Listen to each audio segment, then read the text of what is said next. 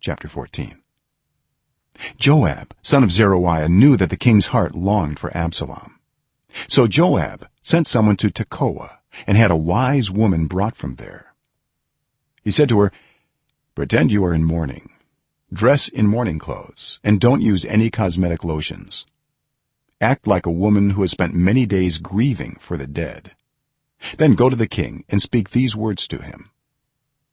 And Joab put the words in her mouth.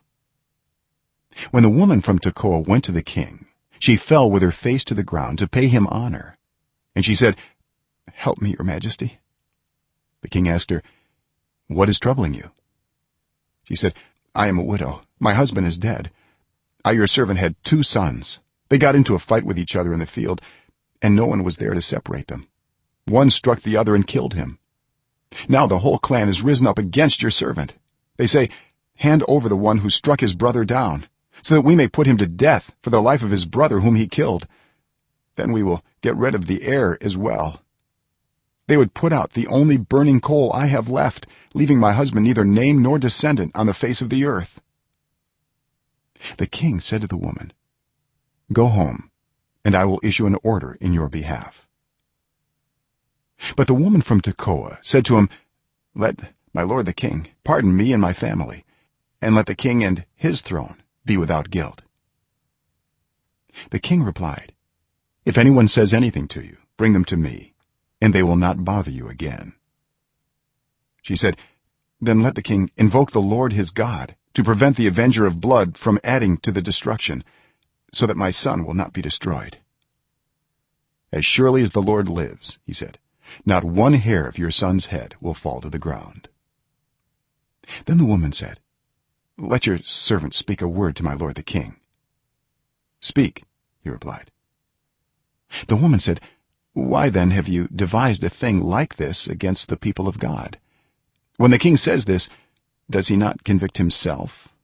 For the king has not brought back his banished son. Like water spilled on the ground, which cannot be recovered, so we must die. But that is not what God desires. Rather, he devises ways so that a banished person does not remain banished from him. And now I have come to say this to my lord the king, because the people have made me afraid. Your servant thought, I will speak to the king, perhaps he will grant his servant's request.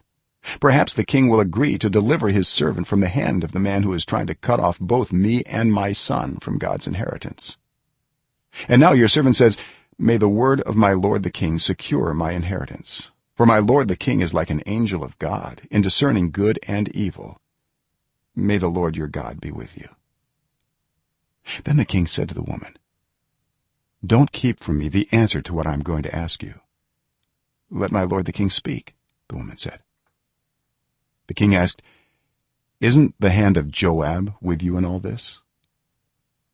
The woman answered, "As surely as you live, my lord the king, no one can turn to the right or to the left from anything my lord the king says. Yes, it was your servant Joab who instructed me to do this, and who put all these words into the mouth of your servant. Your servant Joab did this to change the present situation. My lord has wisdom like that of an angel of God. He knows everything that happens in the land." The king said to Joab, "Very well, I will do it. Go, bring back the young man Absalom." Joab fell with his face to the ground to pay him honor, and he blessed the king. Joab said, "Today your servant knows that he has found favor in your eyes, my lord the king, because the king has granted his servant's request." Then Joab went to Geshur and brought Absalom back to Jerusalem. But the king said, "He must go to his own house. He must not see my face." So Absalom went to his own house and did not see the face of the king.